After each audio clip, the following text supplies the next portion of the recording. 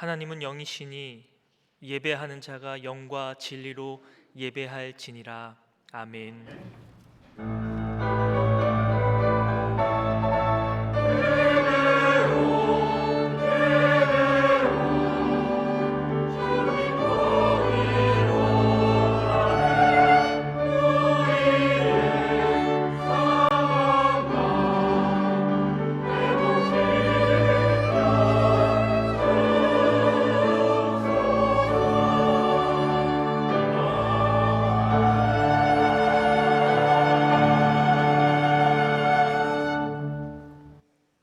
은혜와 사랑의 하나님 아버지, 감사합니다. 거룩하고 복된 주일 이곳에 저희를 불러주시고 하나님을 예배하게 하심을 감사드립니다. 우리가 드리는 이 예배가 영과 진리로 드리는 거룩한 예배 되게 하시고 하나님만 영광 받으시는 거룩한 예배 되게 하여 주옵소서. 예수님의 이름으로 기도합니다. 아멘. 모두 일어나셔서 찬송가 1장으로 하나님께 영광 돌리겠습니다.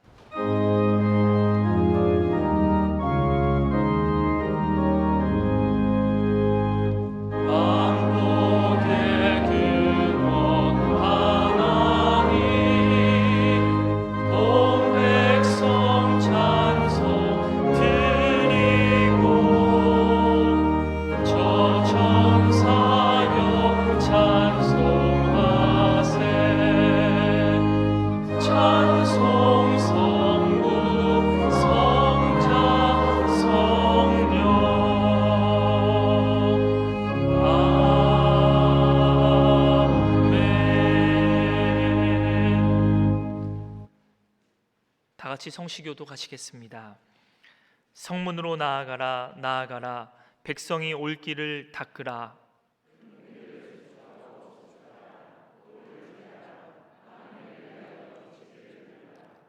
여호와께서 땅 끝까지 선포하시되 너희는 딸 시온에게 이르라. 보라, 내 구원이 이르렀느니라.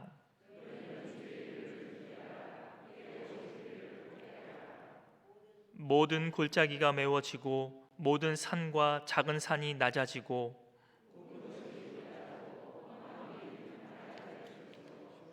모든 육체가 하나님의 구원하심을 보리라 함과 같으니라. 아멘. 사도신경으로 우리의 신앙을 고백하시겠습니다.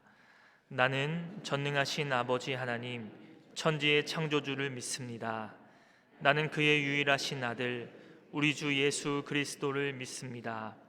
그는 성령으로 잉태되어 동정녀 마리아에게서 나시고 본디오 빌라도에게 고난을 받아 십자가에 못 박혀 죽으시고 장사된 지 사흘 만에 죽은 자 가운데서 다시 살아나셨으며 하늘에 오르시어 전능하신 아버지 하나님 우편에 앉아 계시다가 거기로부터 살아있는 자와 죽은 자를 심판하러 오십니다. 나는 성령을 믿으며 거룩한 공교회와 성도의 교제와 죄를 용서받는 것과 몸의 부활과 영생을 믿습니다. 아멘. 찬송가 363장으로 하나님께 찬양 드리겠습니다.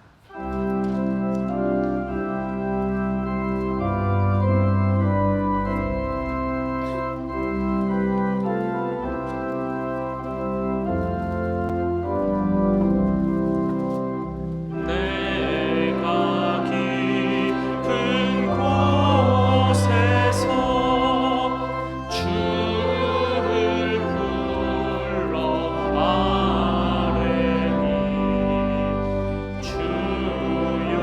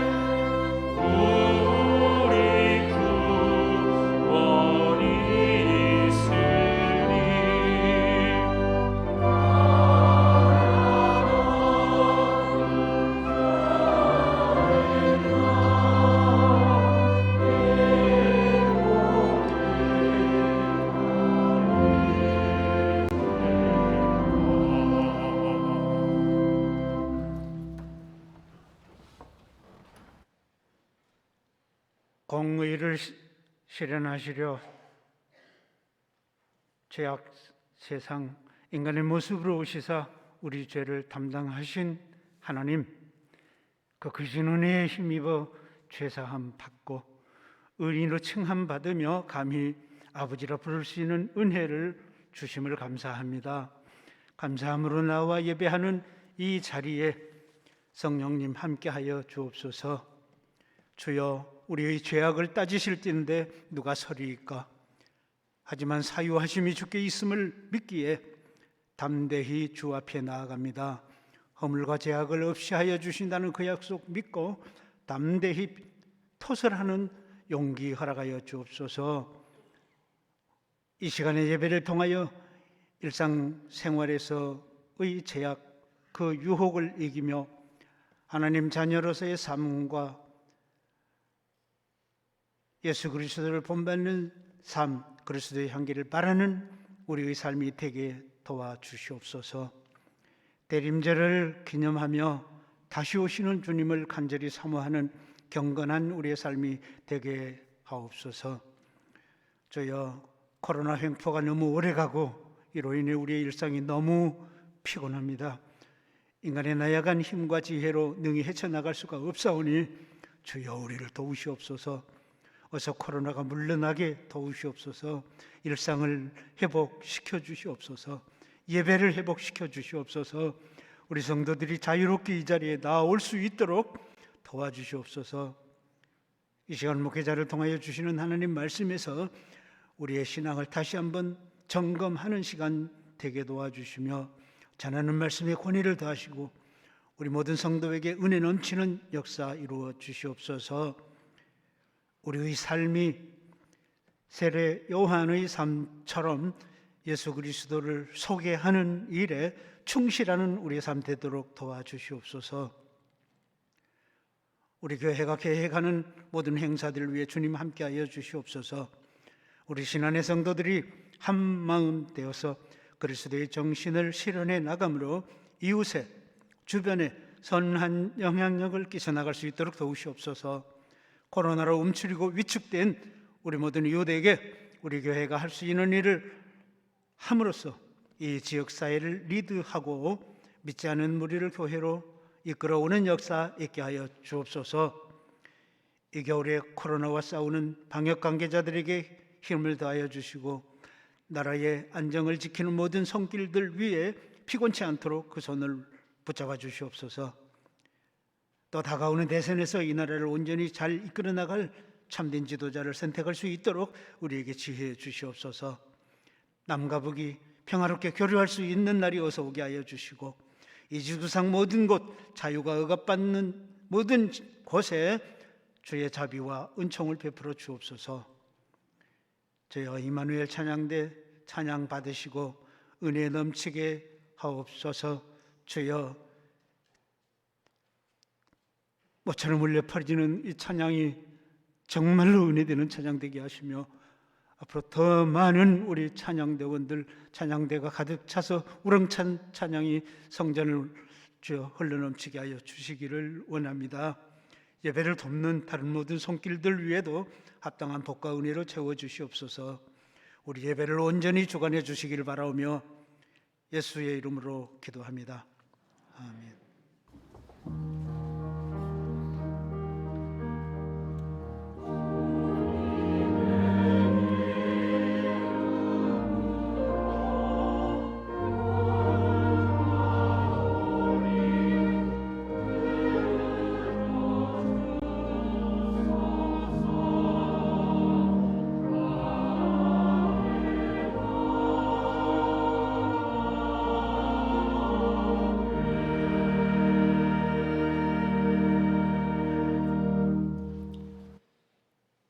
오늘 우리에게 주시는 하나님의 말씀은 누가복음 3장 15절에서부터 17절까지의 말씀입니다. 이 말씀은 신약성경 92쪽에 나와 있습니다.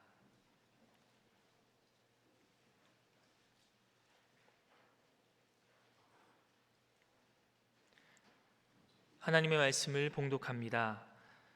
백성들이 바라고 기다림으로 모든 사람들이 요한을 혹 그리스도신가 심중에 생각하니 요한이 모든 사람에게 대답하여 이르되 나는 물로 너희에게 세례를 베풀거니와 나보다 능력이 많으신 이가 오시나니 나는 그의 신발끈을 풀기도 감당하지 못하겠노라. 그는 성령과 불로 너희에게 세례를 베푸실 것이요 손에 키를 들고 자기의 타작마당을 정하게 하사 알곡은 모아 곡간에 들이고 쭉정이는 꺼지지 않는 불에 태우시리라. 아멘. 하나님께서 이 말씀을 통하여 우리에게 은혜 주시기를 원합니다.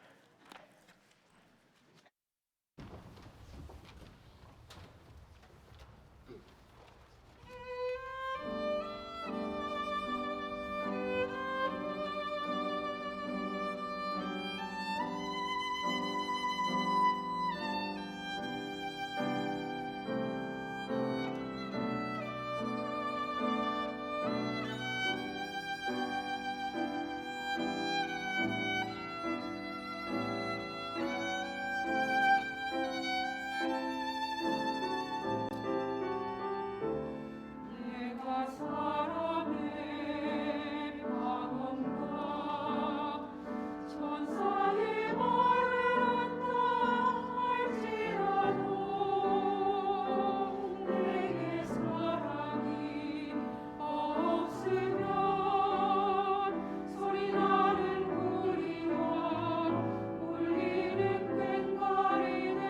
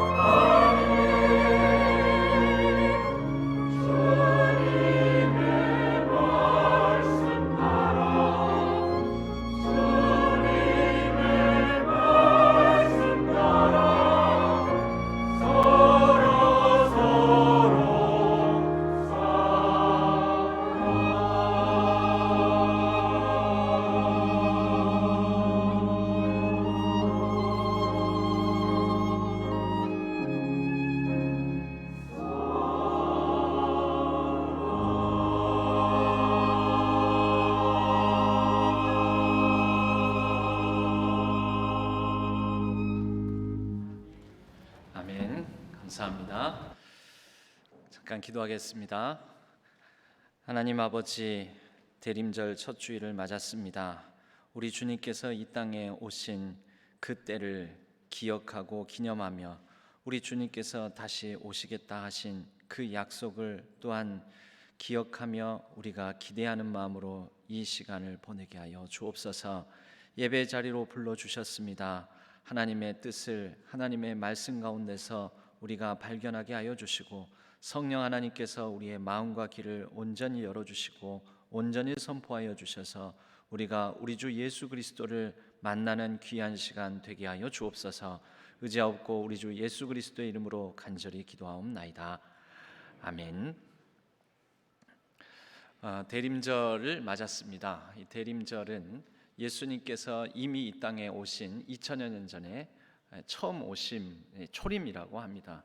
처음 오심 그 성탄의 기쁨을 우리가 기억하고 기념하면서 보냄과 동시에 대림절을 대강절이라고도 합니다. 대강절. 대강절이 대강 보내는 절기가 아니라 기대한다라는 거죠. 기다린다라는 거죠. 강자는 강림하심을 기다리는 것입니다. 언제 강림하십니까? 우리는 그때와 기한은 시기는 모르지만 다시 오시겠다라고 우리에게 약속하셨습니다. 그래서 우리 주님께서 다시 오심, 그것을 재림이라고 하죠. 재림을 우리가 기억하며 그 약속을 기억하면서 그렇게 주님의 강림을 기다리는 절기. 그러니까 우리는 이미 오신 주님과 다시 오시리라고 약속하신 아직 오시지 않은 주님을 기다리며 그 사이의 삶을 살아가는 것입니다. 교회력으로는 이 대림절이 한 해의 시작입니다. 그리스도력 또는 교회력이라고 하는데 교회력 하면은 달력 아닙니까? 달력, 한 해의 스케줄. 그 가운데서 절기가 있는 거죠. 절기가 영어로 시즌이라고 합니다. 원래 시즌은 계절 아닙니까? 계절. 이 교회력은 예수 그리스도의 삶, 이 땅에서의 오시고 그리고 고난 당하시고 부활하신 다음에 승천하신 뒤에 보내주시겠다 약속하신 성령과 함께하는 성령 강림 절과 성령 강림의 그런 계절들을 1년 사이클로 돌아가면서 우리는 반복해서 예수 그리스도의 생애를 우리도 살아가고 예수 그리스도를 매번 새롭게 다시 만나는 그런 절기가 바로 그리스도력의 교회력의 절기들 시즌 계절이라고 볼 수가 있습니다. 지금은 어떤 계절입니까? 우리는 겨울이라고 얘기하지만 지금은 이미 오신 주님과 다시 오실 주님을 특별히 더 생각하면서 주님을 다시 새롭게 만나는 절기, 계절, 때라고 우리는 말할 수가 있습니다. 그래서 이때에는 우리가 성경을 묵상하면서도 이 계절에 맞춰서 옷을 입어야 되듯이 이 여름에 겨울 옷을 입고 겨울에 여름 옷을 입지는 않지 않습니까?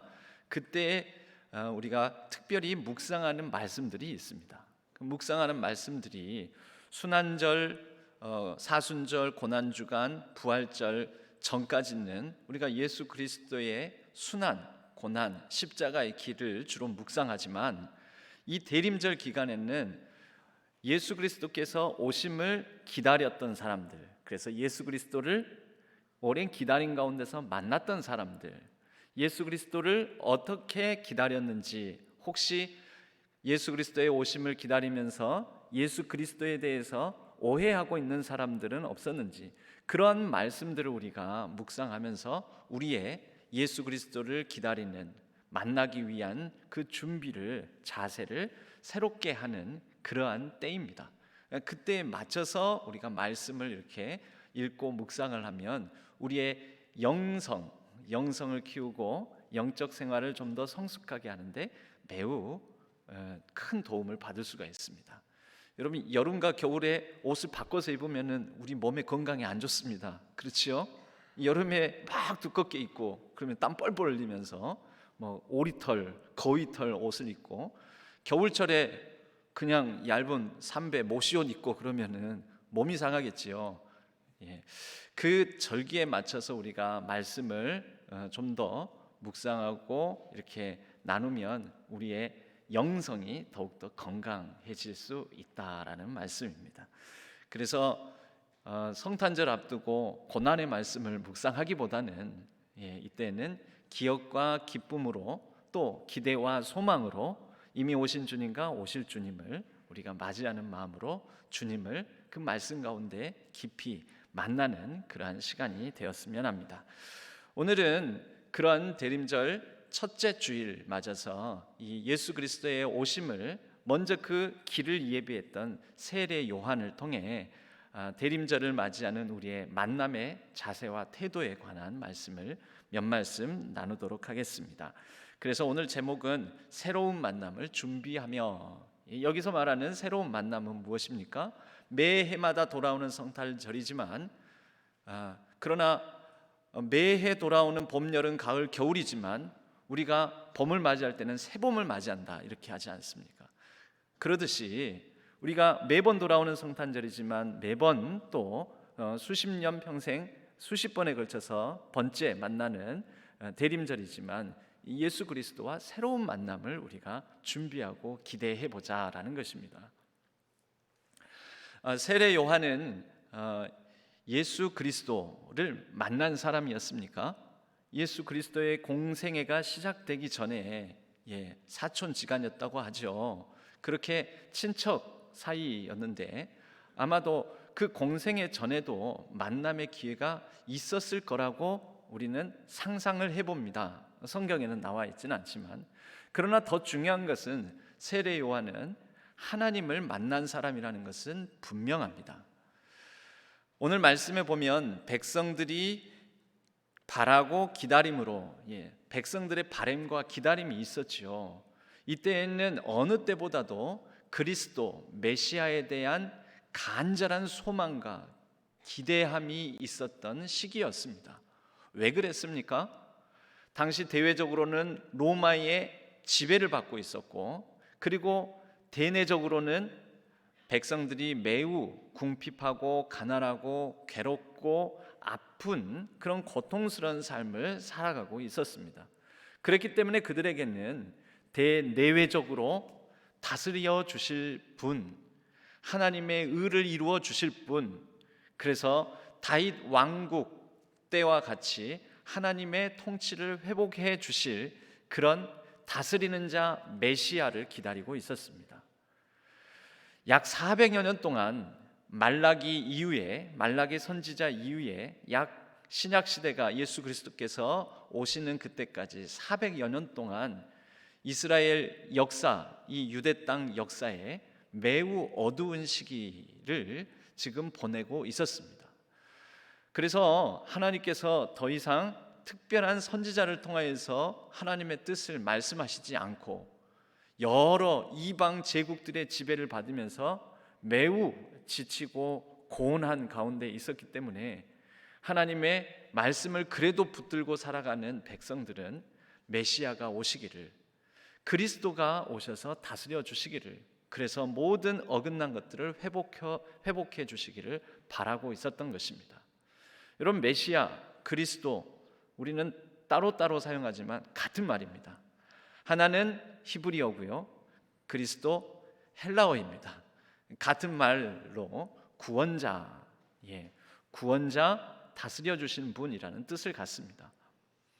바로 그러한 존재, 그러한 하나님의 메시아, 하나님의 그리스도를 기다리고 있었는데, 이들 가운데는 이 400여 년의 하나님의 침묵, 어두운 역사의 터널을 지나오면서 그리스도에 대한 다른 오해, 잘못 이해하고 있는 부분도 있었습니다. 그러므로 그리스도를 잘못 이해하고 있었기 때문에 이들이 바라고 기다리는 것도 하나님께서 약속하시고 뜻하신 바와 다른 바람과 다른 기다림을 가지고 있었을 확률이 매우 높습니다. 실제로 그래서 이들은 광야에서 외치는 자의 소리였던 예수 그리스도의 오실 길을 준비했던 세례 요한을 그리스도로 오해하고 착각하게 되었던 것입니다. 그들이 오랫동안 하나님의 침묵을 경험하며 하나님과의 깊이 있는 만남을 갖지 못했기 때문입니다. 15절 말씀에 보면 백성들이 바라고 기다림으로 모든 사람들이 요한을 혹 그리스도신가 심중에 생각하니, 오해가 있는 거죠. 그렇죠? 강하게 광야에서 외치는 자의 소리가 되어서 회개를 선포하고 너희 백성들아 옷 2벌 가진 자는 그 1벌 없는 자에게 나눠줘라. 그리고 먹을 것이 있는 자도 그렇게 하라. 세리들에게는 너희들이 거둬야 될 것 이상을 거두지 말라. 군인들에게는 너희들이 강포로 빼앗지 말고 그렇게 빼앗은 것이 있다면 너희들이 나눠주고 또 너희들이 받은 급료를 족한 줄로 알라 라고 그때 당시에 잘못 살아가는 사람들에서 호되게 꾸짖기도 하고 회개를 선포하는 모습을 보면서 사람들은 야, 이 사람이라면 말씀에 능력도 있고 권세도 있고 권위도 있어 보이고 이 사람이라면 뭔가 이스라엘을 회복할 자 그리스도이신가 보다, 이런 마음을 갖게 되었던 것입니다. 오해지요. 여러분, 우리들도 예수 그리스도를 만났다고 하지만 잘못 만나는 경우들도 있습니다. 오해해서 잘못 착각하는 경우들도 있습니다. 빌리 그레이엄 목사님이 1980년에 이런 그분의 책 가운데 이런 얘기를 한 적이 있습니다. 그때 당시에 미국에 자신을 재림 예수라고 칭하는 사람이 2,000명이나 된다라는 것이죠. 오늘날 우리나라에도 자신을 구원자 내지는 예수, 재림 예수라고 말하는 그런 이단 사이비들 많이 있습니다. 그분들도 아마 어쩌면 처음 시작은 그렇지 않았을 것입니다. 그런데 높임받고 존경받고 사람들의 인정을 받고 막 하다가 이분들도 이것을 오용남용하면서 자신을 재림 예수의 자리에 자신을 올려놓게 된 거죠. 주님께 돌려드려야 될 영광을 자신이 가져가고 자신이 받게 된 거죠. 여러분, 그러나 이런 백성들의 오해 가운데서 세례 요한은 자신의 본분을, 자신의 위치를 망각하지 않았습니다. 그리하여 그 다음 말씀부터 크게 3가지로 나는 그 사람이 아니라 라고 말하면서 3가지로 말씀합니다. 첫 번째는 나는 그 사람이 아니고 내 뒤에 오시는 이 나보다 능력이 많으신 분이 있다. 나는 물로 세례를 베풀지만 그는 성령과 불로 세례를 베풀 것이다. 능력이 많으신 이, 나보다 크신 이, 이것이 첫 번째요. 두 번째로는 성령과 불로 세례를 주실 것이다. 예수 그리스도를 소개하고, 마지막으로 그는 알곡과 쭉정이를 가려 심판하실 분이다 라는 것까지 말씀을 합니다. 여러분, 성령과 불로 세례를 주신다라는 것은 무엇입니까? 진짜 생명력. 성령은 여기에서 생명력을 나타냅니다. 아담이 흙으로 지음을 받고 나서 흙으로 지음 받아서 이 생명이 되는 게 아니지요. 하나님께서 그의 코에 생기를 불어 넣어 주셔서 하나님의 영 성령을 불러 넣어 주심으로 그가 살아있는 사람, 생명이 되었습니다. 성령은 바로 생기 있는, 생명력 있는 호흡, 하나님의 숨결입니다. 그 생명을 가져다 주시는 이는 세례 요한 아니지요. 세례 요한은 회개를 선포하기는 하지만 생명의 근원이 될 수도 없고 생명력을 불어넣어 줄 수도 없는 사람인 것이죠. 소개하는 사람이요, 그 인도자요, 그리고 중개인은 될 수 있을지 모르지만 생명 그 자체는 될 수 없었던 것입니다. 그리고 불로 세례를 준다고 말씀합니다. 여러분, 하나님께서는 우리 주 예수 그리스도로 말미암아 성령으로, 하나님의 영으로 우리 가운데 생명력 있는 삶을 살게 하시고, 그리고 그 이후에는 이제 우리를 연단해 가십니다. 더 성숙한 삶으로. 불은 보통 연단을 뜻합니다. 연단. 그리고 최후에는 우리를 알곡과 쭉정이로 나누어 그 심판의 주권을 가지신 분이 계시다. 그분이 예수 그리스도신데 나는 그분을 소개하는 자다라고 자신을 낮추어 말을 합니다.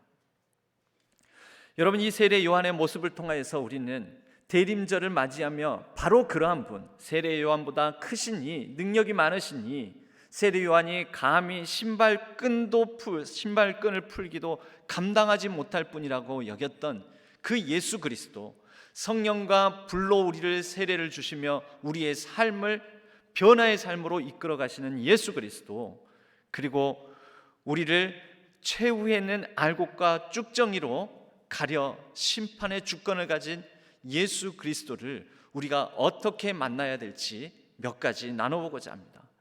여러분, 먼저 만남에 관하여서 첫째, 만나지 않으면 변하지 않습니다. 여러분 따라서 한번 해보시기 바랍니다. 만나지 않으면 변하지 않는다.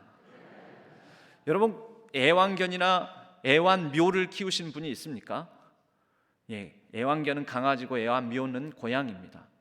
키우지 않다가 이런 강아지나 고양이를 키우게 되면 삶이 그전과 똑같습니까? 아니면 바뀌게 됩니까? 예, 많이 바뀌게 된다고 합니다. 집안에 이 애완견 용품, 애완묘 용품들도 드리게 되고, 그리고 가족들의 생활 패턴도 이 애완견, 애완묘 때문에 조금씩 바뀝니다. 그전처럼 똑같이 살아갈 수가 없습니다. 집도 그전에 아무데나 이렇게 내 물건들을 어질러 놓은 것처럼 어질러 놓으면 안 됩니다. 왜 그렇습니까? 애완견, 애완묘에게 이것이 안 좋은 영향을 끼칠 수도 있고, 또 내 물건인데 그전에는 편하게 어질러 놓지만 이제는 애완견이 잘못하면은 이것을 물어뜯을 수도 있고 손상시킬 수도 있으니까 이런 것들을 가급적 높은 데 올려놓고 정리를 해놓거나 이렇게 하지요. 여러분, 이게 뭐냐면 삶이 변한다라는 거죠. 뭘 만나세요? 집안에 애완견, 애완묘를 들여놓으면서 애완견, 애완묘만 집안에 들여서 만나도 삶의 패턴이 바뀝니다. 그런데요, 예수 그리스도를 만나면, 예수 그리스도를 내 삶에 그분을 초청하여 들여놓으면, 예수 그리스도가 함께하는 삶을 살아간다면 당연히 변해야 되는 것 아닙니까? 삶의 변화가 있어야 되는 것 아닙니까? 여러분, 그런데 예수 그리스도를 만나고도 변하지 않는다면 이것은 어쩌면 애완견, 애완묘를 집안에 들여놓음으로써 이뤄내는 삶의 변화만큼도 이뤄내지 못한다면 어쩌면 우리에게 예수 그리스도는 애완견, 애완묘보다도 더 못한 대우를 우리로부터 받고 있는 것 아닐까요? 여러분은 예수 그리스도를 만나셨습니까? 예수 그리스도를 만나셔서 변화되셨습니까? 변화의 삶을 살고 계십니까? 한 해, 두 해 예수 그리스도를 만난 연수가 늘어나며 그분을 나의 삶에 모셔드리고 초청하여 그분과 동행하는 삶을 살아가며 여러분의 삶에는 삶의 변화의 열매가 맺히고 있습니까? 우리가 이것을 이 대림절 기간에 점검해 봐야 된다는 것이죠. 여러분, 교회를 다니는 성도님들을, 교회를 출석하는 성도님들을 크게 세 부류로 이렇게 나눠볼 수가 있습니다. 첫째, 교회만 다니는 분. 교회만 다니는 분. 둘째, 교회를 다니면서 예수를 아는 분. 그런데 변화는 없는 분. 셋째, 교회를 다니면서 예수 그리스도를 알고 알아가며 삶이 변화된 분. 여러분, 바람직한 것은 어떤 부류이겠습니까?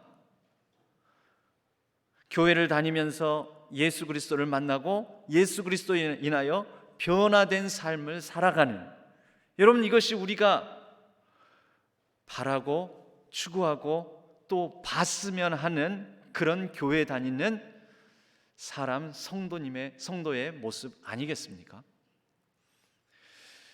여러분, 가끔 저희 신앙교회를 얘기하면서 참 성자와 같은 목사님이 목회하셨던 교회, 오래전으로 따지자면 이연필 선생님께서 목회하셨던 교회, 눈물의 성자, 호남의 성자라고 여기시는 우리 이화림 원로 목사님께서 오랫동안 목회하셨던 교회. 그럼 저는 이연필 선생님도 이화림 목사님도 직접 경험해 보지 못했습니다. 성자로 추앙받는 분들이 목회하셨던 교회는 누구를 통해서 확인이 가능할까요? 특히 저같이 직접 경험해 보지 못한 저를 비롯한 저와 같이 이 교회에 새로 오신 분들은 여러분들이 만나셨으면 여러분들의 변화된 모습을 통하여, 여러분이 예수 그리스도를 만났으면 예수 그리스도를 만나 변화된 모습을 통하여, 여러분들이 성자, 눈물의 성자, 호남의 성자, 맨발의 성자를 만났다면 그분들을 만남으로 인해서 변화된 여러분들의 모습을 통하여 그 성자 되신 분들이 목회하셨던 그 목회의 열매를 여러분을 통해 보게 되는 것 아닙니까? 그래야 되는 것 아닙니까? 여러분, 저는 가끔 이런 생각을 합니다. 성자 목사님, 그리고 그런 성자 같은 목사님을 기대하고 바람으로 그런 바람들을 많은 성도님들이 갖고 있다라는 그런 이제 말씀도 듣고 생각을 읽습니다. 그런데 여러분, 왜 성자는 목사에게만 나와야 될까요? 성자 목사님, 목회자를 경험해 오셨다면은 성자 장로님, 성자 권사님, 아니 이름이 성자가 아니고요. 성자 집사님, 성자 성도님도 있어야 되는 것 아닙니까? 그래야 맞는 것 아닙니까, 여러분? 여러분, 만나지 않으면 변화되지 않습니다. 그래서 그런데 만났다고 하는데도, 분명 경험했다고 하는데도 변하지 않는다면, 이 변화되지 않는 데에는 뭔가가 있는 것 아니겠습니까? 그래서 두 번째로 여러분, 이 만남이 멈추지 않아야 됩니다. 만남은 계속되어야 됩니다. 이 계속되는 만남 속에서 변화가 일어나야 됩니다. 이 변화를 위하여서는 여러분, 세 가지가 필요하다고 생각합니다. 먼저는 여러분, 우리의 궁극적인 변화는 성자 목회자, 성자 목사를 만나서가 아니고, 성자와 같은 성도를 만나서가 아니고, 궁극적인 우리의 인생의 변화는 진정한 성자 예수 그리스도를 만나서 변화되는 거잖아요. 그러자면 성자 예수 그리스도, 하나님의 아들, 거룩하신 아들 되신 예수 그리스도를 알아야 되는 거죠. 알아가야 되는 거죠. 그분을 더욱더 깊이 있게, 진리 되신 그분을, 모든 성경이 증언하는 그분을 우리는 알아가야 되는 거죠. 더 깊이 있게. 여러분, 구약을 그래서 성경을 이렇게 정의를 내리기도 합니다. 성자, 거룩하신 아들 예수 그리스도를 중심으로, 기준으로, 구약을 오실 예수 그리스도에 대한 말씀으로, 신약을 오신 예수 그리스도에 대한 말씀으로, 그리고 신구약을 통틀어서 우리는 이제 다시 우리 가운데 오시겠다라고 하시는 하나님의 언약의 말씀으로, 여러분, 그래서 우리는 더욱더 깊이 있게 이 오실 예수 그리스도, 오신 예수 그리스도, 그리고 다시 오시겠다 하는 예수 그리스도에 대해서 우리의 신앙생활을 통해 교회를 다니면서 더욱더 알아가고, 그래서 그 말씀에 우리를 비춰가야 되지 않겠습니까? 여러분, 이것이 첫 번째입니다. 바로 이러한 만남이 계속 이어져야 됩니다. 나 예수 믿고 구원받았습니다, 끝난 건 아닙니다. 예수 그리스도를 믿고 살아가는 삶에 대해서, 그분이 보여주셨던 삶에 대해서 우리는 예수 그리스도의 그 진리의 말씀과 그 기준을 더욱더 알아가고 깨달아가고 적용해가고 삶으로 붙들어가면서 살아야 하는 것이죠. 그리고 두 번째, 그 말씀, 깨달아가고 알아가는 말씀에 자신을 비추어서 성찰이 필요합니다. 자기 성찰.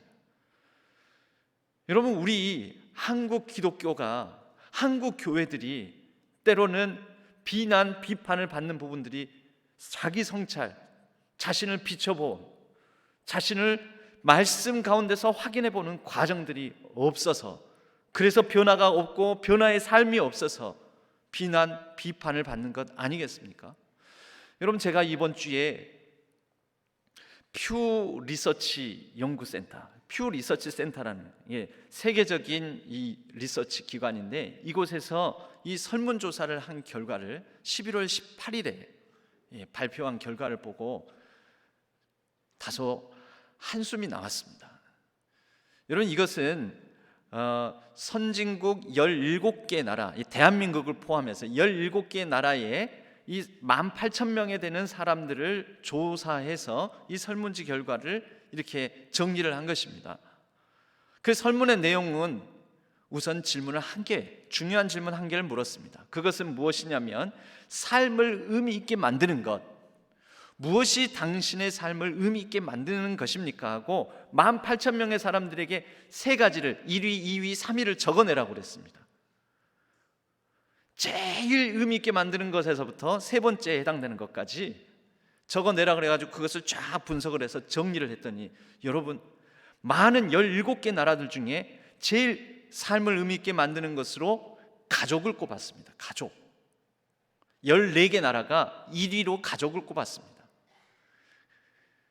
그런데 유일무이하게 한국만 제1순위로 꼽은 것이 있었는데 그것이 무엇이냐면 물질적 풍요를 삶을 의미 있게 만드는 것을 1위로 꼽았습니다. 돈. 한마디로, 한 단어로 말하면 돈을 삶을 의미 있게 만드는 것 1위로 꼽았다라는 것이죠. 여러분, 여기에서 끝나지 않고요. 다른 선진국, 그러니까 1위로 가족을 대체적으로 꼽았는데 가족이 아닌 다른 것을 꼽는 나라가 세 나라가 있었는데 대한민국 물질적 풍요, 돈, 또 다른 나라가 대만은 특이하게도 사회를 삶을 의미 있게 만드는 것으로 그렇게 꼽았고요. 그리고 스페인이 건강을 삶을 의미 있게 만드는 것으로 1위로 꼽았습니다. 그런데 여기서 끝나지 않고 바로 그렇게 의미 있게 만드는 것 순위 이것을 가지고 정리를 하다가 보니까 그래도 삶을 의미 있게 만드는 것, 여러분, 그래 신앙이나 뭐 이런 종교, 이 영적 생활 이런 것들을 의미 있게 1위로 꼽은 그 비율을 한번 그래도 살펴보자 해서 봤더니 종교 곧 영적 생활을 1위로 꼽은 사람들이 그래도 몇 명이라도 소수라도 있지 않겠습니까? 그 1위로 꼽은 비율이 미국이 가장 높더라는 것입니다. 미국 사람들 중에는 15%가량이 그래도 종교 영적 생활을 1위로 꼽았다고 합니다. 그래서 한국인들은 그러면 종교 영적 생활을 1위로 꼽은 사람이 어느 정도 비율이나 되나 다른 나라들과 비교를 해봤더니 꼴찌입니다. 꼴찌. 약 1%. 한국인들 가운데 1%의 사람들만 종교 영적 생활을 삶을 의미 있게 만드는 것이라고 꼽았다라는 것입니다.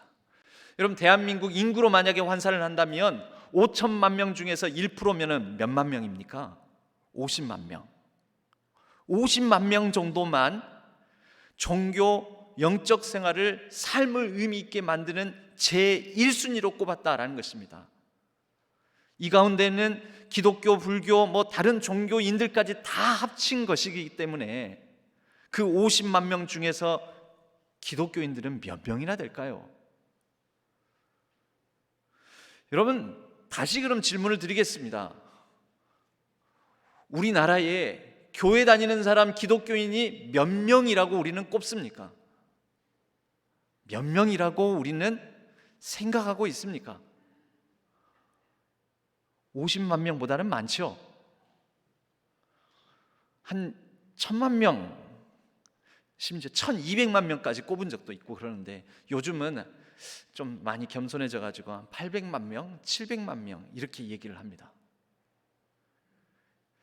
800만 명, 700만 명이라고 합시다. 800만 명이라고 합시다. 그런데 그 800만 명 가운데서도 내 삶을 의미 있게 만드는 것 1순위로 예수 그리스도, 나의 신앙생활을 꼽지 않는다라는 것입니다. 아까 말했잖아요. 다른 종교들까지 다 합해서 대한민국 인구 중에 1순위로 종교 영적 생활을 1위로 꼽는 사람이 1%, 대한민국 인구로 한 사람은 50만 명밖에 되지 않는다니까요. 그러면 여러분, 우리가 교회를 다니면서 오직 예수 그리스도가 나의 삶의 유일무이한 진리시며 나는 그분을 믿고 그분이 나를 다스리시고 그분은 나의 왕이십니다 라고 고백하는 우리의 고백은 진실할까요? 거짓일까요?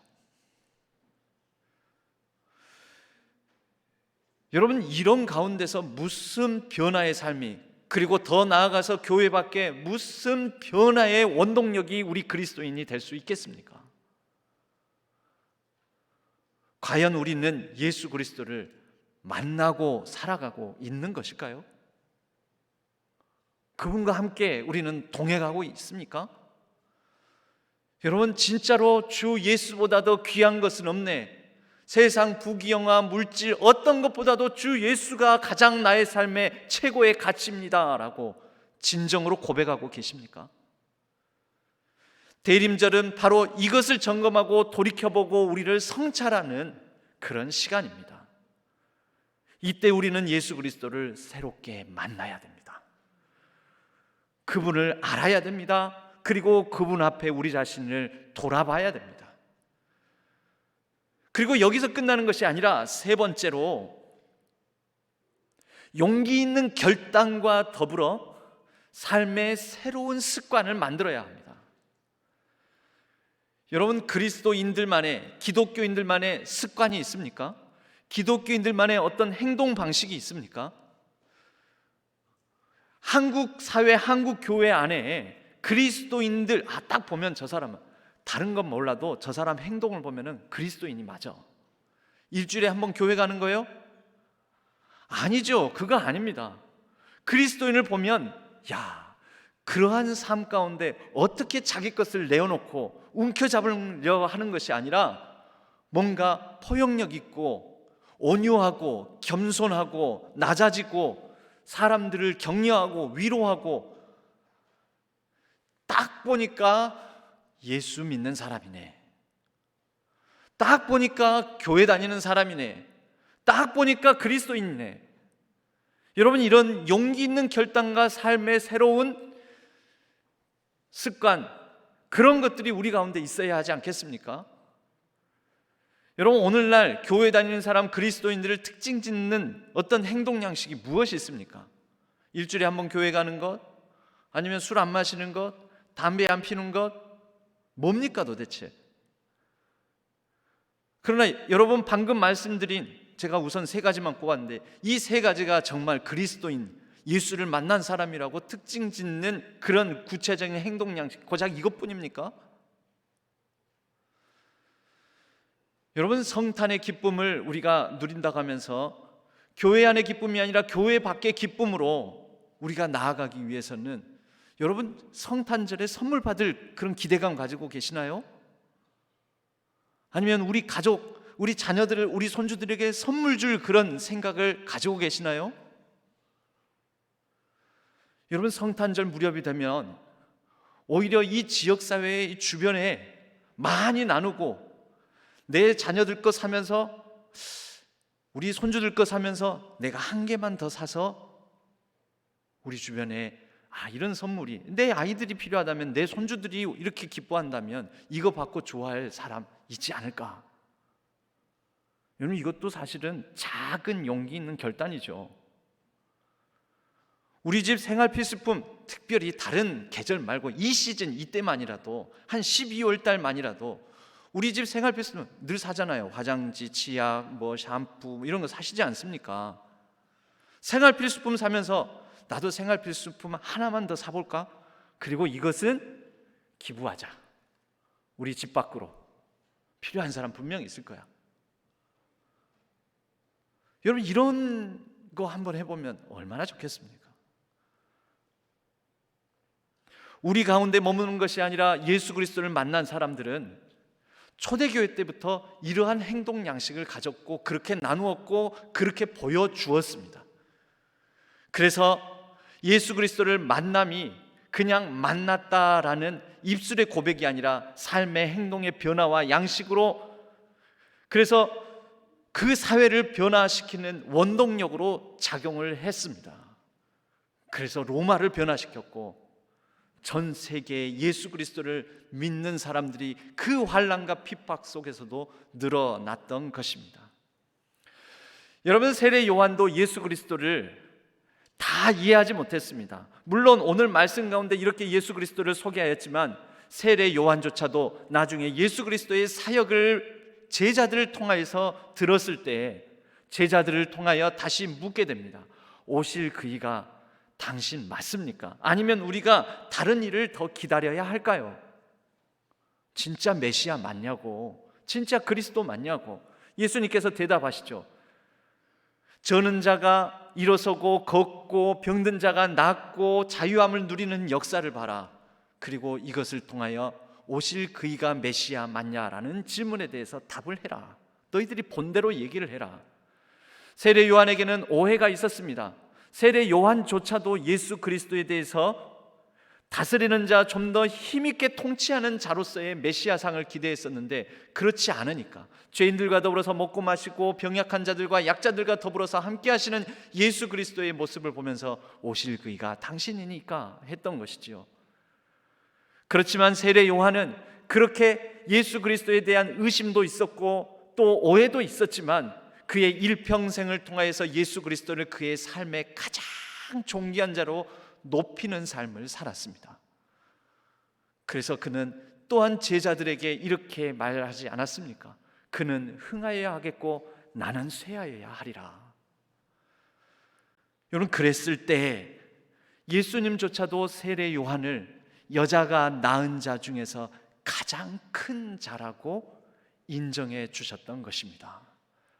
사랑하는 신안의 성도 여러분, 이 대림절 기간 예수 그리스도의 오셨던 초림과 그리고 다시 오실 예수 그리스도를 기다리는 대망하는 이 기간 중에 우리도 예수 그리스도를 더욱더 깊이 묵상하고 만나면서 우리 주님이 흥하시고 나는 쇠하여지며 그리하여 오히려 세상이 아닌 우리 주 예수 그리스도로부터 가장 큰 자라고 인정받고 칭찬받는 귀하고 복된 우리 모든 성도님 되시기를 주님의 이름으로 간절히 축복합니다.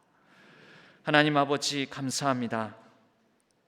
대림절을 맞아 우리 주 예수 그리스도를 더욱더 깊이 있게 알고 우리 주 예수 그리스도로 말미암아 우리 자신을 다시 돌아보며 성찰하고 우리 주 예수 그리스도로 말미암아 새로운 삶의 용기 있는 결단과 나눔의 삶이 있어 우리를 통하여 변화의 삶이 이루어지고 또 우리를 통하여 우리 지역사회와 주변이 변화되는 역사가, 하나님 나라의 역사가 이루어지게 하여 주옵소서. 의지하옵고 우리 주 예수 그리스도의 이름으로 간절히 기도하옵나이다. 아멘.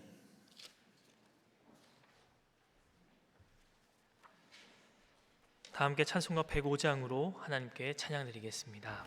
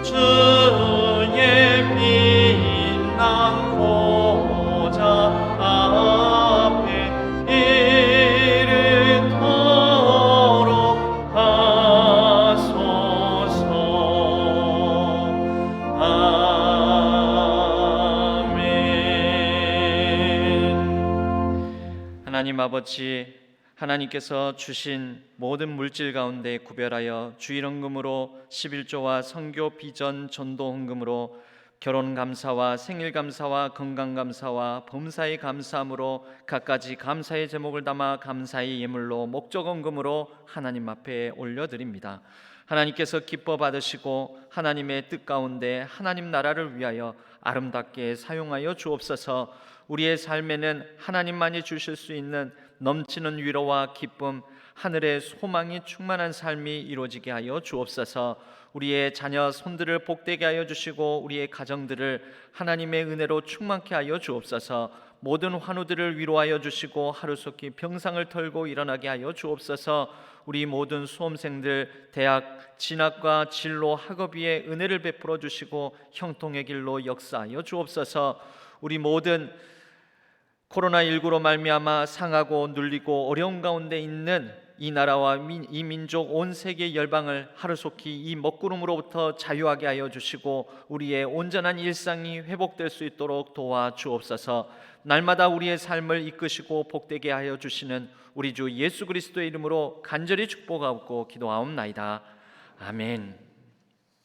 오늘 저희 교회에 새로 등록하신 교우 있습니다. 우리 김은하 성도님, 가운데쯤에 박수로 환영하도록 하겠습니다. 혹시 아실지 모르지만 여기 옆에 주차장 옆에 소소한 이야기라고 카페 우리 사장님 되십니다. 오랫동안 김경영 장로님께서 저희 교회에 오시라고 그런데 오래 권하셨다가 오늘 드디어 오셔서 등록하셨습니다. 교회 소식은 주보를 참조해 주시기 바랍니다. 초하루 기도회가 12월 1일 수요일 아침 새벽에 있습니다. 그리고 제2남성교회 총회 모임이 있고요. 주보에는 나오지 않았는데 제1남성교회도 저녁 예배 후에 유치부실에서 모임이 있습니다. 참여해 주시기 바랍니다. 연합찬양대 칸타타 연습이 있습니다. 원하시는 분은 누구나 참여하실 수 있습니다. 함께 하셔서 성탄의 기쁨을 칸타타로 나누셨으면 합니다. 대림절 묵상집을 새벽 예배에 오시는 분들에 한하여 수량을 한정되어 있습니다. 한 200권 정도만 준비되어 있는데요. 새벽 기도회에 오시는 분들 대림절 묵상집을 받아가시기 바랍니다. 성탄 트리 점등식을 다음 주 저녁 예배 후에 요 앞에 지금 2층 친교실 위에 옥상에 이렇게 대형 트리도 지금 준비하고 있고 하는데요. 성탄 점등식 축하와 기쁨의 행사를 지금 준비 중에 있습니다. 여러분들도 많이 참여해 주시기 바랍니다. 각 기관 임원 명단과 교회 요람 작업을 하고 있습니다. 사무실로 제출해 주시기 바랍니다. 오늘 저녁 예배 때 정식으로 사임 인사를 하겠지만 우리 최석준 목사님, 또 임원태 목사님, 송미란 목사님, 김영배 목사님, 이사라 전사님, 남기현 전사님이 사임을 하시고 또 새로운 부임지로 떠나시고 이렇게 합니다.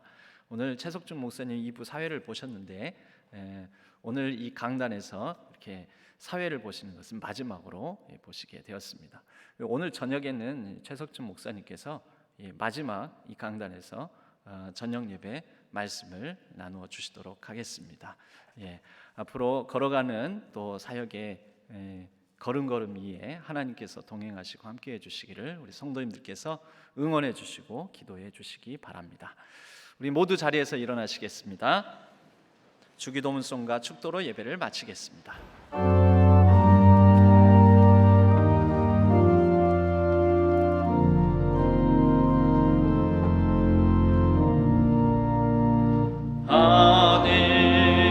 하늘에 계신 아버지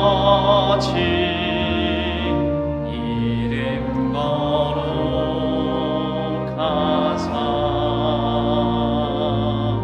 주님 나라 임하시고 뜻이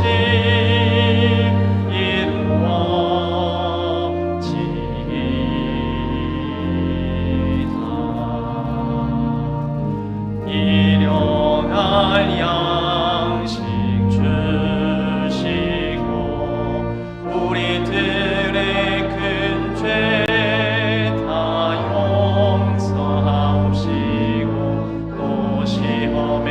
들게 마시고 악에서 구원하소서.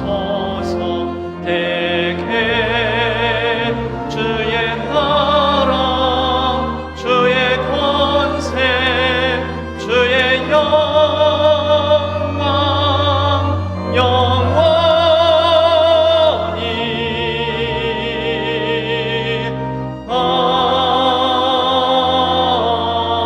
아멘.